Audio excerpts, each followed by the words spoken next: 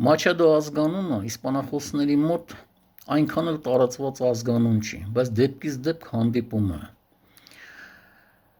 Ամենանշանավոր այդ ազգանունի կրողները երկու եղբայր էին, իսպանացի գրողներ՝ Մանուել Մաչադոն և Անտոնիո Մաչադոն։ Երբ Ֆրանկոն իշխանությունը վերցրեց իր ձեռքը, եղբայրներից մեկը Մանուել Մաչադոն մնաց Մադրիդում և հլու հնազանդ ծառայեց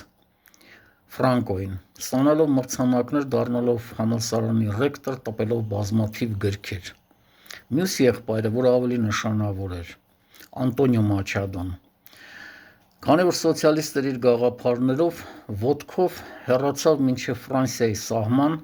սահմանը անցավ և մի քանի օրից մահացավ։ Մեկ օրից անց մահացավ նաև նրա մայրը։ Այդ նույն տարում 1939 թվականին Անտոնիո Մաչադոն պիտի արժանանար Նոբելյան մրցանակի, բայց քանի որ մահացածներին Նոբելյան մրցանակ չեն տալիս,